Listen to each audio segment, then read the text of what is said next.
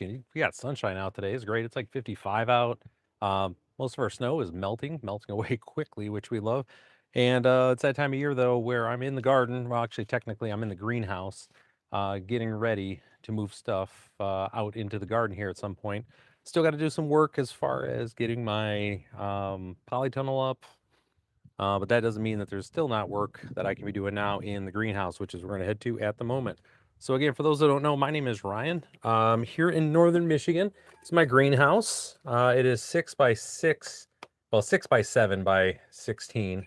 So 6 by 7 by 16, going that direction. And I come here live pretty consistently throughout the year. Here in the greenhouse, out in the garden, just doing work uh, that I normally have to do, and I come here live with you all while I'm doing it. So hopefully, I will earn your subscription today. So with that, we got a couple things to do here. This is one of my favorite times of year to really be in the greenhouse working on stuff too. It is I mean it everything starts just growing better. So it's so much more enjoyable to be out here. We got obviously work on it's warmer in here. I'm not freezing like I have been for goodness how like the last little bit. It's definitely been a cold one to say the least. So it's nice to be warm in here. It was I just got in. It's 3 o'clock right now, as a matter of fact. And when I got here 2:30 after doing some work today, got back to the house here to check, it was 110 degrees in the greenhouse. 110 degrees. That is smoking hot. So it is good to be in here, kind of have the door open, and these are the worries that I want to have. So a couple things we're going to be going through today is I've got some more transplants on um, our lettuces that we have here. I've got a group of these that we've got to get transplanted over. So those need to be done, and then I've got tomatoes that I need to be that I want to start also. I've got, and to kind of show you my process, I actually have, you guys can see, we'll take a look at this. We might even start with this. We'll see. I actually have my tomatoes, and what I do for many of them is I'll actually let them, um, just leave the plants up, let them go through the freeze cycle, and do their fermentation right inside the actual tomato skin itself. So that way I've got it all right there, and then I can work with it from there. So, and I've had quite a bit of success, but there's some work you got to do in front of that. So to show you all that is so. Yeah, it's kind of where we're at here, folks. So, again, if you're new, welcome. Again, my name is Ryan, and I tell you, we have got some fun stuff today. Like I said, I'm just happy the sun's out. Like this is like I'm gonna actually like I'm getting a little bit like a sweat going here. We're in northern Michigan, and I can just tell you, it has been one of the colder winters that we've had. And to have this switch come on where all of a sudden out of the blue we're up in the 50s, right? I know folks in other parts of the country, but to be freezing, we're ecstatic right now. I can just tell you for the folks that I work with, and no, we are all just like, yay, finally, warmth is here. So let's kind of get set up here a little bit as we get going. So this is some stuff we did on Tuesday's stream. We just had to transplant a couple of these folks. This is some arugula. I've got some butter lettuce, and there's some red cimarron, which is like a oh, what type of lettuce is it? I want to say it's here. It's closest to your. Oh, thank you for the thumbs up. I appreciate that. Thank you. And again, if y'all in here, if you can hit that thumbs up, it helps push me out to the algorithm. Thank you so much. And hopefully I'll eventually earn your subscription. But the red simmer, I could show you. I've got some right here. I've got a whole nother packet of it here. But you can see this is what it looks like. It's a really interesting, it's like a romaine style ish lettuce, and it holds up really well in cold weather. So I'm excited to be growing that this year. All right, so let's do some transplanting to start the day, and then we will make the transition over to starting our tomatoes. And at random points throughout the while we're here, what we'll do is we'll actually go ahead and just kind of show you the stuff I got growing here as well. Okay, so again, I have a whole new pack of these. These things have these 10 by 20s have they've done well. They've held up better than I expected, but they're definitely on their last year. So we're going to be working on filling some of these folks up here today. I've got. Do I want to use those or do I want to use these? That's the question. I think I'll actually save these for later. I got those there, these here. Do I have more of these little guys around? Yeah, I think we're gonna end up just using these. That's okay. I don't mind if I go a little bit big on these. A little excessive, but oh yeah, there you go. That's better. So so whenever I have like projects around the yard, right, where I'm either perennials or other stuff, I'm always saving all of my containers for this reason. Since for the basically for the transplants that have to happen, right, moving stuff from one side to the other. And this is no different. Like today, we definitely got some stuff going here. Man, the sun feels good. Holy moly, does it ever feel good?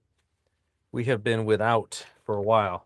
So let's take a look here at these guys, because this is going to be the last day really with this crew. I think I might move some others over here, but I've got my arugula growing. I've got my butter lettuce. It's a butter crunch, like Boston butter.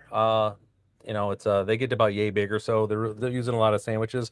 And then I also have again that Cimarron red. There's only a couple of them that are here. They're difficult. They're like romaine. They're a little finicky to get to germinate, but once you get them going, they're off to the races. So I did get a few to germinate, which is great. So we want to have those. So what we're using here is, again, we got our 10 by 20 trays, and then I actually have these that I've saved from other stuff that I have. It's not a perfect fit, mind you, but it's enough to where I can load in about 10 or so plants in here. Then I can use this for bottom watering instead of watering over the top. You actually fill up the water inside of the tray here, and it wicks up through the soil. It's a nice way to have it. And it also trains the roots, right? Because we want to train our roots to go down, and instead of the top watering, we want them going down, pulling them up as much of, get them trained to go down to get water and nutrients. Okay, so that's kind of the idea. Is it absolutely like a requirement for you to have that? No. Like you guys will see here in a minute. I've got, we've got kale that's going on month 2 at the moment right here, right? Actually, not even kale. It's a little bit of. Oh, that's cute. I should just pop that right now. So this guy's actually bolting a little bit just because of how long it's been here. But either way, you'll see this. I've got these aren't sitting down in these trays. They're just kind of doing their thing. So, I can still water those on the top. Not a big deal if you guys can't have it. So the process is real simple. We've got our seed starting mix, right? Which we go over whenever we have to make some new stuff here. I think this weekend, so on Saturday and Sunday, I'll be out here again because I'll be starting some more plants. We will be making more seed starting mix. I actually have my own recipe to be able to do that. So definitely want to, if you have never done that before, as far as, seeing how to make some of those mixes, definitely want to make sure you subscribe, hit that notification bell so you know when I'm coming live here. All right. And so what I'm moving these from these 1-inch, these 1-inch cells, right, that you get on the same 10 by 20 trays. And, they come out just like this. I got this cool little tool.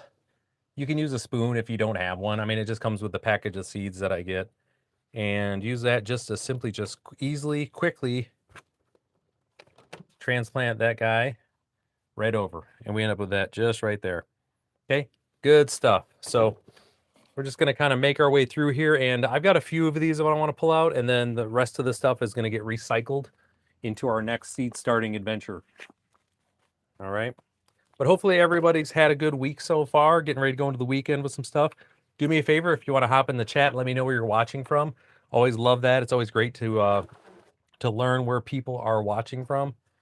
Again, I'm up here in northern Michigan, and we are enjoying one of the best days of the year so far, to be quite honest. It is gorgeous. One thing when you are looking to transplant, right, to move, the question might be, okay, Ryan, when should I be moving my, my seedlings that are in these 1-inch cells over to something larger, right? Like where you get into this pint that you're dealing with here. And what you're going to be looking for, these are a little bit early, but not too bad. I'm going to pull this one up to see here, but you want to be able to see that taproot coming out the bottom. I don't know if you guys can really make that out or not on the image or not here. It's kind of hard. Maybe if I do this, it'll help. You'll see we got that little itty bitty taproot coming out. That's what you're looking for, because that lets you know that it has set up to the point that it's down looking for more goodies on that spot there. Okay. So again, got a good transplant seated in there. Everyone's upright. It's going to live its best life. Love that for us. All right. So let's keep on rolling here. We're going to head over and take a look. Let me lift this up right now. I think this might be in a spot where it would make sense here. Yeah, you can see where there's a cut. It's kind of hard to see, I know, with my shirt here, but underneath here, there's a few of those tap roots that are poking out underneath the bottom. That's definitely what you want to see, because those roots have made it their way down into the water that's in the bottom here. That's helping to, again, hydrate. That they're looking for that. And what we want is, we would prefer the roots to always be in soil, since I'm not doing hydroponics here. So that's why we want to get them. All right, so up next, we're just going to go over here and just start grabbing where I can and just doing our transplants. Now, it is the end of February, and the plants that I'm currently transplanting here, these are all going to be a lettuce. Your lettuces that I've started. I've got onions that are started, which we'll look at here in a little bit. I've got brassicas, which are going to be your broccolis, your cauliflowers, your kale. So your broccoli, cauliflower, kale, Brussels sprouts, and kohlrabi is your last one. And again, those brassicas, they're all the same plant. They've just been bred for different features. Some broccoli's been bred for a certain way that it'll flower. Cauliflower is different. Brussels sprouts are bred for their secondary leaves, right? Kale is simply just for the leaves themselves. So just understanding, but they're all the same thing, and they are cool weather crops, which is what we're doing. We're getting everything set up to be able to move out into my polytunnel hoop house, whatever you want to call it, that I'll be putting up in March. So I can basically get these set up, and they'll be moving right over, because you'll see, I've got plenty of my brassicas already, the early starts here that are ready to go. These could be transplanted today if I had a space for them, but it's all right. Not worried about it. We're not getting too much roots on the bottom, but we already have some going in preparation for that transfer. So I'll have stages of them going too, which is great for the springtime, because I'm trying to find out. And again, next year, I plan on having my putting my hoop house up before winter, so that way when it's like on a day like today where it's starting to warm up and the snow is melting and getting, we're not as worried about the heavy snows per se. I can go out there and actually get my plastic on there, the cover, so I can even get started even earlier. Like, that's the idea. Okay. But again, that's the thing. That's why we all have our greenhouses up here in Michigan. That's why you have a greenhouse, so you can extend your growing season. And that's the idea here. So again, welcome everybody. My name is Ryan. I'm here in my greenhouse here in northern Michigan, and we are currently in the process of transplanting a lot of our, many of our veggies that we got started here. Like I said, I've got a bunch of arugula that's going. Here you go. Here's a really good one to see. You can see where it's got a lot of those roots that are dropping down, right? So this one's definitely ready to be transplanted at this point. We're getting multiples on the first set of natural leaves is looking really good, which is your real leaves, not the ones that come out of the seed are there. And then, the root structure looks great. So those type of things that we always want to kind of keep an eye on. But arugula is another one, because it grows pretty quick. It's obviously great in salads. That's what we all know with arugula, right? Sandwiches too. But it's pretty robust. It'll hold up well too. It can take a little bit of abuse and be just fine. And like I said, these guys are ready to go. They're off to the races. So getting them moved up into a larger container is going to allow them to grow. So example, one of the things I want to show you here is the difference between, here you go. These are all from the same, these were started. So these were germinated at the same time and started at the same time. But this one was moved into this larger container a week ahead of this one. And if you guys can really just see the difference here in the growth that's occurred. And that's why we want to get these moved over into these containers as quickly as, when it makes sense, as soon as possible. Safely do it, because the amount of growth once they get into their veg state, the veg, which is, their larger piece here, is pretty substantial. So we want to be able to do that, and just do it smartly. Like, that's the other side of it. All right, so let me see. I'd like to get, is there a way to do this where I'm gonna, nope, looks like I'm only gonna get 8 in here. That's okay. That's okay.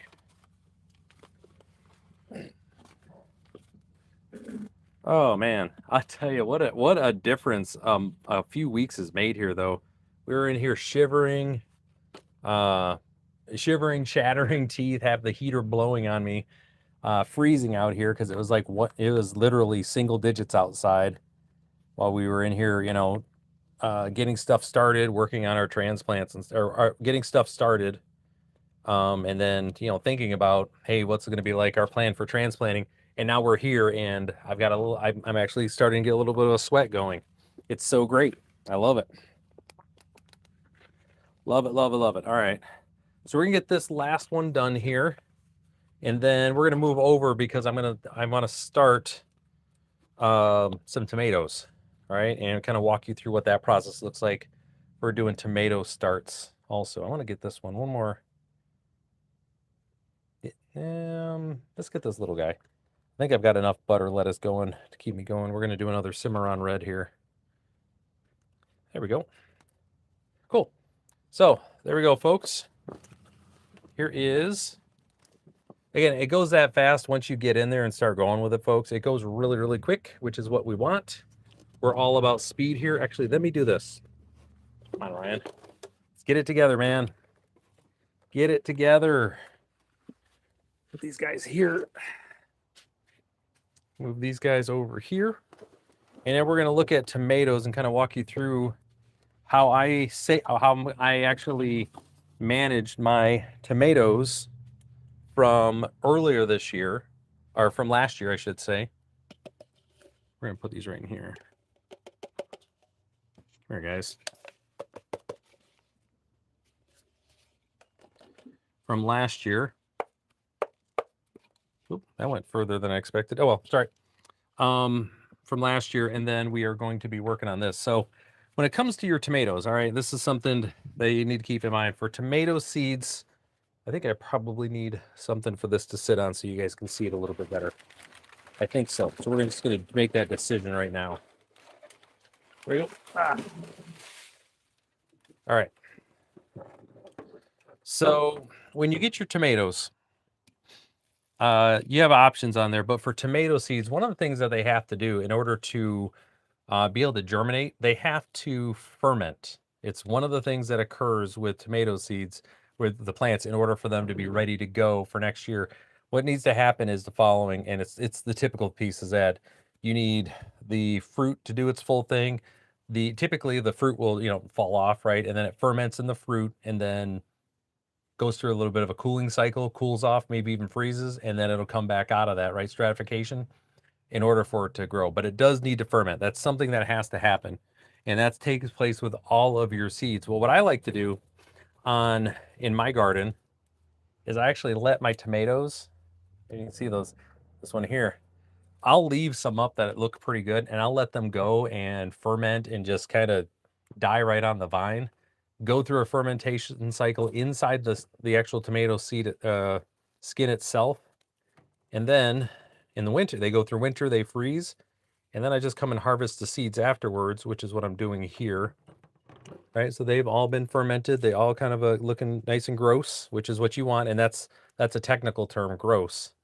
The seeds, we're going to pull those out of there, and I got another set of them here.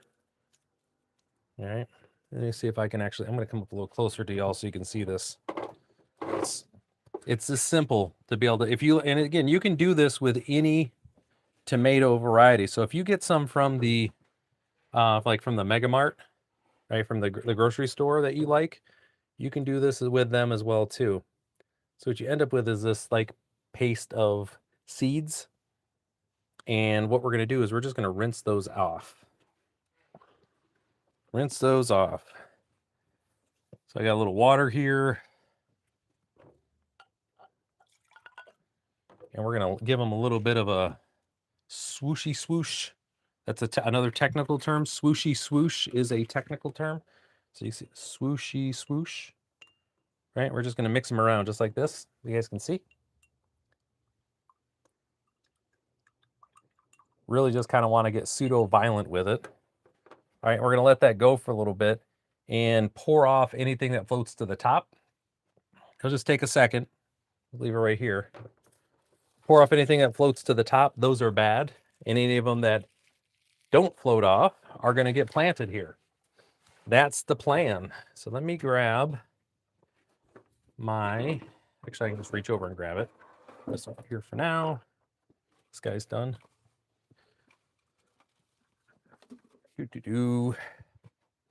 My next set here. So again, welcome everybody. Again, my name is Ryan. I'm here in the Northern Michigan greenhouse, getting stuff started for the year. We actually had quite a bit started, and we are now working on to our next set of things that start. Now I'm starting some tomatoes. You're like, Ryan, it's February. What are you doing starting tomatoes in February? I'm gonna have these tomatoes growing in the greenhouse. Like these are gonna be my greenhouse tomatoes.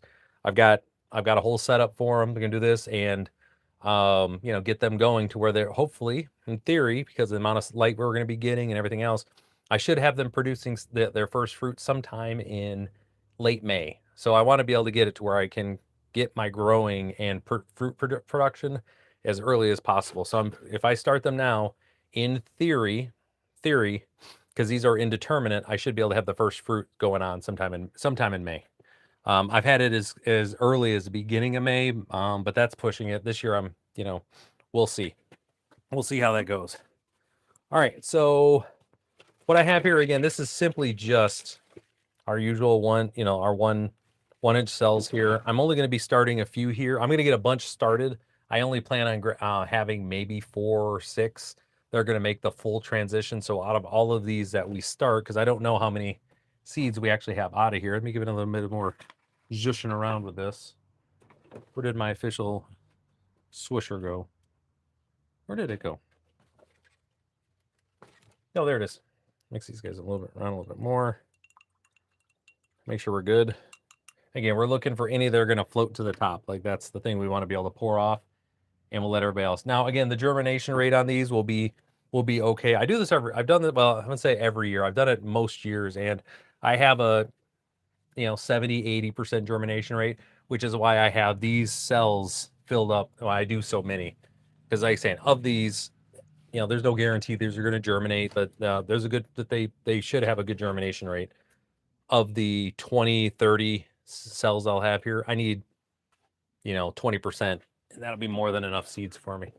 All right, so what we have here again is our seed starting mix that's been pre-moistened. Now this mix that I have here is a mixture of potting soil, cocoa coir, which is your coconut husk that's been dried and ground into a fine powder, and yeah, that's what I have for this one right here. I'm going to be adding some other stuff, possibly for the next batch. We'll see. There's no guarantee on that, but I'll walk you through the process here. If you haven't done this before, I definitely recommend one that you always pre-moisten your seed starting mix.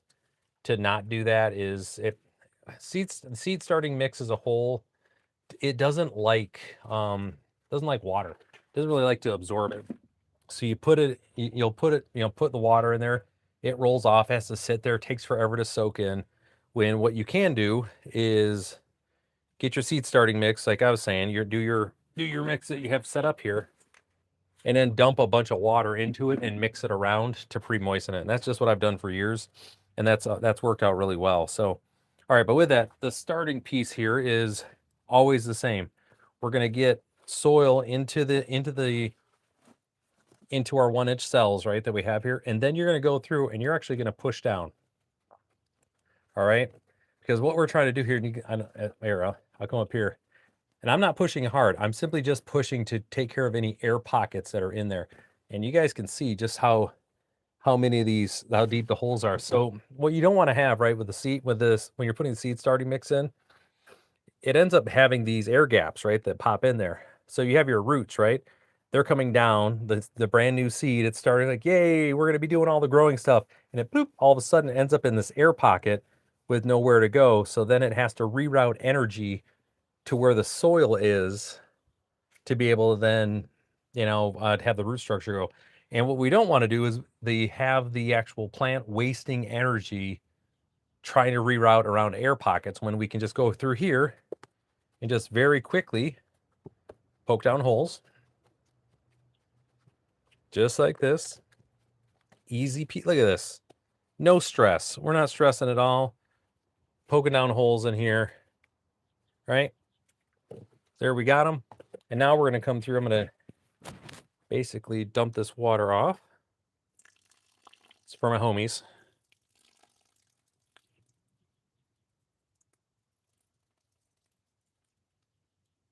So I don't lose too many of these seeds here. Take the rest of the seeds and just kind of dump them here. There you go. Now you can, ahead of time, do this process and have them all dried out and ready to go.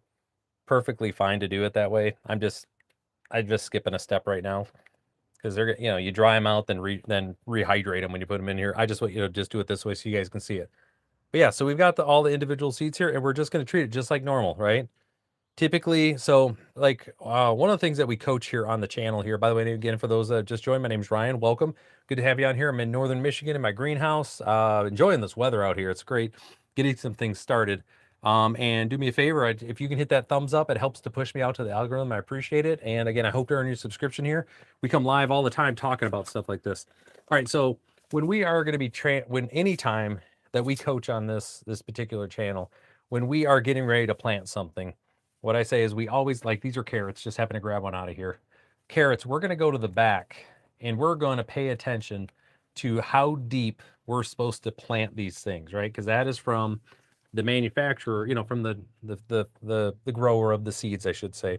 They're saying this is how deep they should go for best germination rates, right? Because there's some of these plants, they require things to be there's a depth, right? Like corn, it's got to be an inch down. It's just the way corn is. Other seeds you're going to have, let's say like petunias, they require right on the surface because they need sunlight in order to germinate. You can't have them buried; they won't germinate. So we want to know that. But the rule of thumb that you'll have here is that I always just go back to, if you are doing something like this where we are trying to transplant, we've done our own seeds, we don't have a grower to fall back on, is you bury seeds, like you plant them twice as deep as they are wide, right? So like in this case, tomato seeds are really, really delicate and they're really small. So we're going to go, an eighth of an inch down on these. So it's just enough to put them in here, and I'm going to come across and just put a little soil on top of them and call them good. Matter of fact, I might even fill this up just a little bit more. So these guys are right up to the top on this. Matter of fact, we're going to do that. We are going to do that. I think even with this, it's a little bit deeper than I would like. I can poke this down. Okay. And so that's what we're going to be doing on this one. We're going to go just about an eighth of an inch down, just enough to where they're covered. The other thing too to keep in mind is we're going to put these on seed warming mats. Okay. Move this out of the way. I'll get to planting the seeds here in a second, folks. Doesn't hurt. The seeds are enjoying hanging out with me right now, just in my hand. But these are going to go on this seed. Matter of fact, this seed warming mat right here is the one we're going to go on. Right here. So these mats, what they do is they go underneath the trays here. Now what they do is they're going to heat these mats and the seeds and keep them at a temperature that's going to be above 70 degrees, usually between 70 and 80 degrees. And most plants need the soil temperature to be above 70 degrees in order to germinate. There's some that don't, though, and you need to pay attention to those. There's a few different lettuces. They will not they will not germinate if the temperature is above 68 degrees. So you need to be aware of that, okay? But for most things, they're 70 degrees, and tomatoes are definitely one of them. They're a warm weather. They're a summer plant. But we're going to get some tomatoes started early here because, like I said, because I want tomatoes growing in the greenhouse sooner rather than later. Because we're going to have this, and we're going to have a whole hoop house full of vegetables and flowers going here in a second, okay? So anyways, I've got the basically depressions down here a little bit, and we're just going to come through on these seeds, these tomato seeds. And to help me out, I'm actually going to use my other tool here. I've got a set of tweezers here, and man, I'll tell you, getting old just kind of stinks. I'm going to break out my reading glasses too. Man, ain't that something? Oh, look at that. I can actually see them now. So we're going to come through here and just go one by one and just drop these folks in here. And I have no idea on the germination rate for these, but I should get, of the 30 or so pods that I have here, I feel pretty confident I'm going to get at least 6 to germinate. That's what I'm shooting for. And like I said, I've had germination rates that are upwards of 90 percentile with stuff that I've just had in my garden growing. Matter of fact, this weekend and we're gonna grab my one of my pumpkins that I left over the winter to ferment and freeze.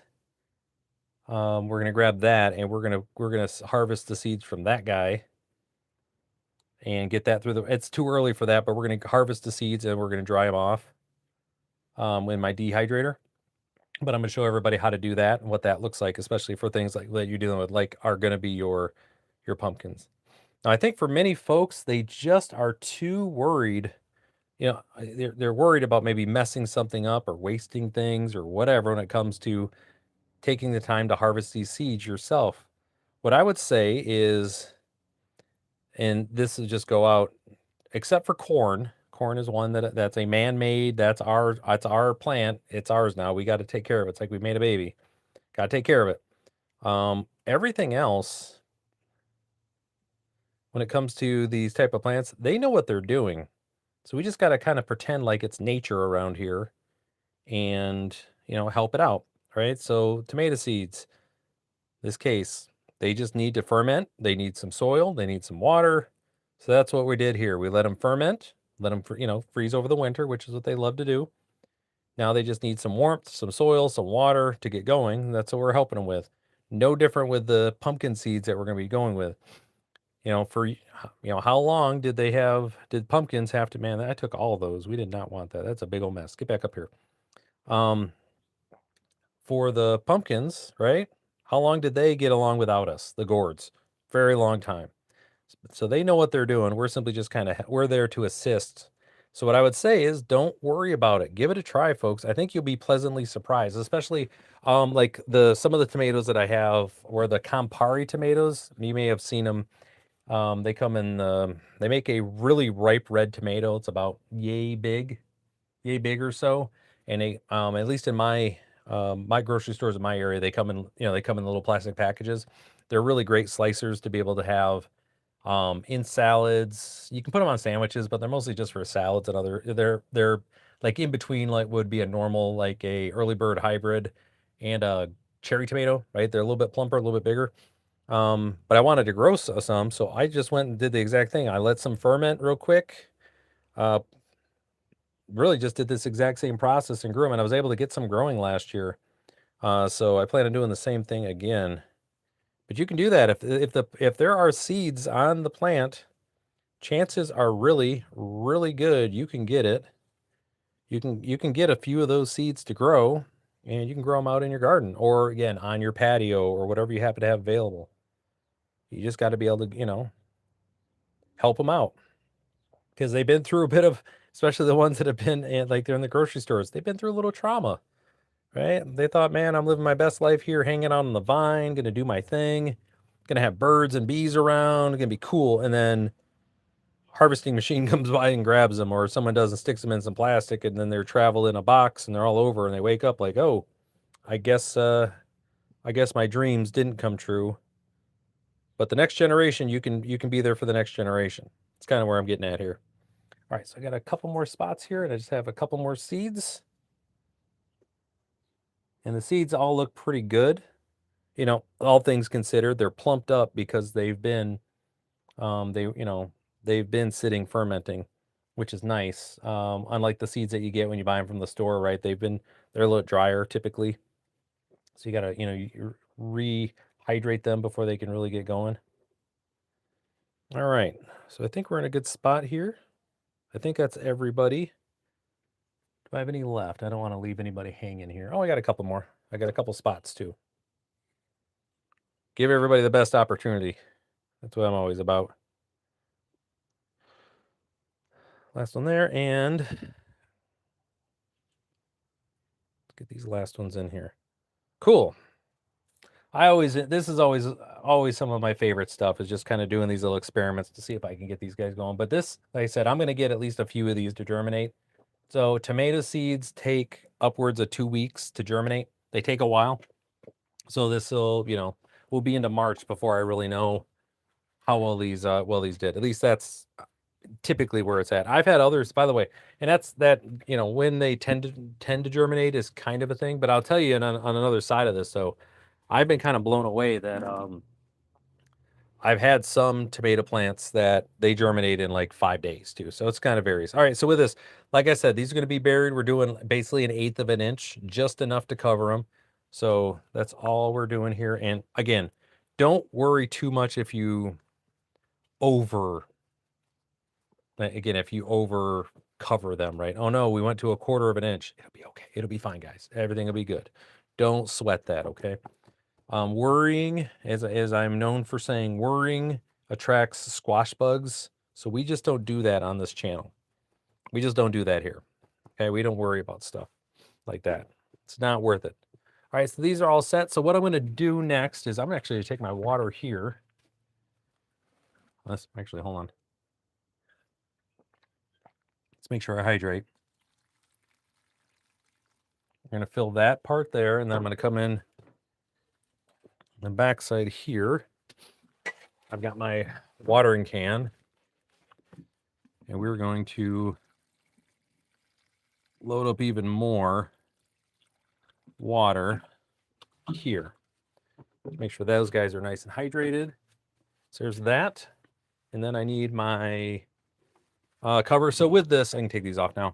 One of the things that I have, excuse me, with this particular tray set that I use, I bought these off of Amazon, and I get them here because they come with these cool vents on them that can allow me to manage the humidity and like the heat that goes on here. So like once these get started here, you know, we really don't want, you know, I want to make sure these guys stay nice and warm, but I don't want them roasting. That's the other thing. So we just got to be aware of that. So we're just going to take this and plug this guy in. Oh, here we go. That's how I know. There we go. Turn the lights on because we can. All right, so these tomatoes are now in here. They're living their best life. They're getting warm and doing their things. That's where we're at, guys. So that's good stuff there. All right, so let's take a look at some other stuff here that I'm not ready to transplant yet, but I just want to be able to show y'all kind of what we have. I think it's important. Just our, you know, our updates. You know, a lot of you guys have been here through a lot of the stuff that we've been growing. And so it's fun just to help, you know, to keep an eye on exactly what we have growing, where it's at, and how it's progressing. Right? Right. So let's start with my spinach. So the spinach is, and so I've got spinach, and I actually had a couple Swiss chard that snuck in here too. You can see the Swiss chards have made their way in here, but I got the spinach. They're coming up right now. They're doing good. These are going to grow for a while, and then these will be placed out into the hoop house so that they can grow and, you know, obviously get big and bigger on that. So that's with spinach. Again, everything that I have growing here right now, or having started, again, are my spring crops. They're meant for cooler weather. So spinach does really, really, really great in those. All right, and then I'm working into the rest of our brassicas here, right? So I've got my cauliflower. And you can see it's a little leggy, but that's okay. These are going to get transplanted. And what I'm going to do is actually just going to bury them down. When I transplant them, we're going to cover them up just to the, you know, just below where the first set of true leaves are coming out, right? Same thing here. Like you can see these guys, like this guy's way too leggy. He's not going to make the cut here. But I want the natural light hitting him as much as possible. Again, this is broccoli. And then I've got some Brussels sprouts over here. And Brussels sprouts are always just a little bit finicky. But once they get rolling, they're going to be great. And I've got enough of them in here to get me started. I'm going to direct sow some other ones once we're out in the hoop house. Excited for this. It's probably really hard to see, but I have mandarin oranges. They're kind of, you know, like the little cuties, right? You know what I'm talking about? Little mandarin oranges. Kind of hard to see, but deep in there, if you look, you're going to see I've actually had a few of the oranges had seeds in them, a couple pips, and I was able to get one to germinate. So we're going to be growing a mandarin. We have no idea how it's going to do, but we will see. We'll see. I actually want to hit this guy up real quick too. I got some basil that I'm working with here. We talked about those. So these are my onions these are some starter onions. And with onions, what's really great about them, you don't have to worry about spacing when if you're going to be transplanting them. You can just throw them in wherever. And these are red onions. These are red burgundy, short day onions that I have here. Once again, I have the hoop house up. These are going to be planted into the soil, and we're going to go to town there. And then I actually have some bunching onions here that are definitely much older, but you can see how well these guys are coming along here. Looking really good, looking nice and sharp. These are ready for action in my Asian cooking and my Mexican cooking. So I can have fresh chopped onions. It'll be good. I'm really excited for that. This is great to see. So this is the, oh, hey, thank you, Richard. Appreciate that. Thank you. Appreciate the thumbs up, everybody who's been dropping in, like saying it's great. So here, this is a lingonberry bush. So lingonberry, they're like a cranberry. They're up in the Scandinavian countries there, like in Norway. And so this just recently, in the last couple days, has been getting the red tinge on it here. You can see where it's starting to get red. So this guy's coming to life. It was dormant, so it's coming back to life here. So we love that. We're gonna have lingonberry. I'm gonna be growing this out and then cloning it off so that we can have quite a few lingonberries growing for the coffee shop, because we use the lingonberry like a jam, like a jelly. I'm gonna say a preserve. That's probably better. That goes on our danishes that we serve. So we want to have some regular lingonberries. It's just neat to have. One of the things I'm testing out here, and this is something that happens that I do quite a bit, is I'm testing out these beets. These are Detroit Reds. These are the normal ones that you find at any of the grocery stores. But I'm starting them a little bit earlier to see how they do here to then transplant. I had some success with some transplanting beets last year. I only did a couple, and that wasn't really a good, like I would say, a good sample size for me to have to feel confident about doing it a bunch. This year I'm doing a few more, and if I have good results with this time after this amount of this year, I'm gonna be prepared to have a much larger swath of them going. We already took a look at some of our butter lettuce, but I'll bring some of those up here as well too. So again, we have these butter lettuces that are growing. These like a black-seeded Simpson. This isn't black-seeded Simpson. This is a butter style lettuce, butter crunch, and you can see looking pretty good there. These are coming up good. These are great to have for salads. One of the things I just enjoy having them around is for that, because they are good in salads for sure. Swiss chard. Where's you at? Where are you at, Swiss chard? Here you go, buddy. So this is just getting its feet underneath it here as well again. So another lettuce for us here, another lettuce type. And like I said, I like to have a lot of this going. It's great to have available. Having fresh greens around is just such a luxury when you can have it. So I like to be able to take advantage. And plus, this time of year, they grow really, really well. So that's what we like. All right, folks, that's what we got for today. We did our transplants. We got our tomatoes going. I'll be back here Saturday and Sunday for a longer stream. The weekday ones are usually, around an hour or so after I get off of work, come here before I move on for the rest of the evening. During the Saturday one, we definitely have some work to do. We'll be in the compost bins. I've got to break some of it. I actually got to break my compost apart, let it warm up, and restart it so it'll be ready when it's time to do the hoop house. So we got compost, we have chickens that we've got to do. We got a whole bunch of work with the chickens out here. And then we'll be back in here as well, because they need to start having deeper thoughts about starting our next round of vegetables, because we're gonna be in March here in no time, and my goodness, it's stuff. We got March, April, and then into May, stuff's gonna be in the ground, so it's coming quick. So with that, I appreciate everybody who hung out this long. Thank you so much. Hopefully, I earned your subscription today. Take care. We'll see you next time.